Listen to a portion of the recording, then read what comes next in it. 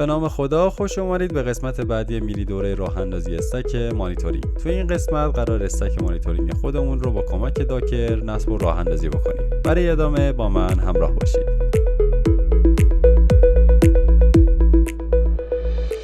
برای نصب و راه اندازی استک مانیتورینگ نیازه که به قسمت وبلاگ سایت abras.org مراجعه بکنیم و از اونجا پست مربوطش رو انتخاب بکنیم که راه اندازی استک مانیتورینگ نام داره. توی این پست من اومدم یک سری توضیحات ابتدایی راجع به ابزارهایی که توی قسمت قبل صحبت کردم پرداختم، مثلا پرومتئوس چیه، گرافانا چیه، الرت منیجر چیه و شما میتونید اطلاعات تکمیلی تر رو اینجا مشاهده بکنید. و اما کار ما از جایی شروع میشه که در ابتدا باید داکر رو روی سیستممون نصب داشته باشیم. من یک سروری آماده کردم، یک ماشین مجازی قرار مراحل رو از اینجا با هم دیگه دنبال بکنیم. در ابتدا به ما گفته که داکر باید روی سیستمتون نصب باشه. من قبلا داکر رو روی سیستمم نصب کردم و با کمک داکر پی اس میتونم مطمئن بشم که داکرم نصب شده. پس من مرحله اول رو انجام دادم. بعد از اون میرسیم به معرفی ساختاری که قراره با هم دیگه پیاده سازی بکنیم. به صورت کلی ما یک داکر کامپوز اصلی داریم که سرویس های مربوطه رو اجرا میکنه، مثل الرت منیجر، گرافانا و پرومتئوس. و داخل هر کدام از این پوشه ها یک سری فایل های کانفیگ در نظر گرفته شده که مستقیما مثلا گرافانا داشبوردش رو لود بکنه، پرومتئوس کانفیگ بشه و بیاد بالا.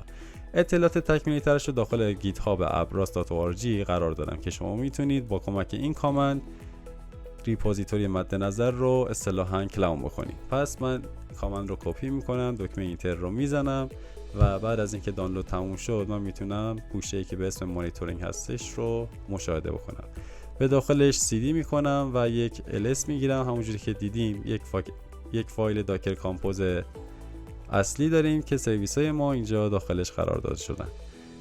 برای اینکه بتونیم استک مانیتورینگ خودمون راه اندازی بکنیم، تنها کاری که قرار انجام بدیم اینه که از کامند داکر کامپوز آپ-d کمک بگیریم و داکر سرویس های مد نظر ما رو ایجاد میکنه. در ابتدا ممکنه برای شما مقدار زمانی طول بکشه تا ایمیج هایی که اینجا ذکر شده مثل پرومتئوس، گرافانا، نود اکسپورتر و الرت منیجر دانلود بشن. با کمک کامند داکر ps-a میتونیم وضعیت سرویسامون رو مشاهده بکنیم که 14 ثانیه پیش کرییت شدن و در وضعیت آپ قرار دارن. برای اینکه بخوایم به گرافانا یا سرویس الرت منیجر یا سرویس های مختلف دسترسی پیدا بکنیم نیازه که آی پی سرور خودمون رو بلد باشیم. برای این کار از کامند آی پی ای کمک میگیرم. مثلا آی پی سرور من 172.168.225 هستش. به مرورگر خودم میام، در تب جدید آی پی مد نظرم رو پیست میکنم و با پورت 3000 میتونم به گرافانا سرویس مانیتورینگم دسترسی پیدا بکنم که یوزر پس پیش‌فرض هم براش تعریف کردم. یوزر پس پیش‌فرض حالا تا این بیاد بالا اعتماد بالا. برای مثال من اینجا یوزر abras تعریف کردم با پسورد abras. روی دکمه ساین این کلیک میکنم و گرافانای من لود میشه. بعد از اون میام تو تب داشبورد روی نود اکسپورتر فول کلیک میکنم و وضعیت سرویس منو داره نشون میده. در واقع همین سروری که روش داکر در حال اجرا هستش.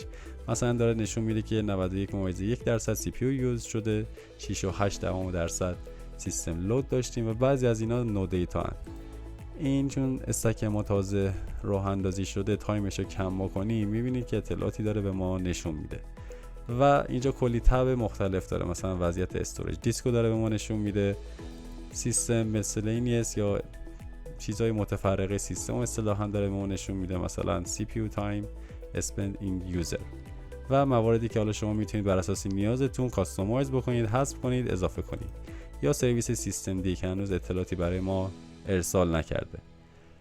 پس به صورت کلی ما اومدیم داکر خودمون رو نصب کردیم در مرحله اول و از داخل گیت هاب ابراس اومدیم فایل داکر کامپوزمون رو دانلود کردیم و بعد از اون با کمک داکر کامپوز آپ-d استک مانیتورینگ خودمون رو راه اندازی کردیم و ما میخوایم یک دید کلی‌تری نسبت به فایل داکر کامپوز داشته باشیم.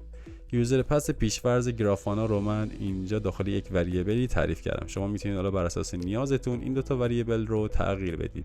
سرویس هایی که قرار ایجاد بشه داخل داکر کامپوز در ابتدا گرافانا هستش، سرویس بعدی پرومتئوس، سرویس بعدی ما الرت منیجر و در انتها هم سرویس نود اکسپورتر قرار اجرا بشه. مرسی که تا اینجای ویدیو همراهمون بودی. مینی دوره راه اندازی استک مانیتورینگ ما هم به پایان رسید. خوشحال میشم داخل قسمت نظراتتون راجع به این مینی دوره واسمون بنویسید.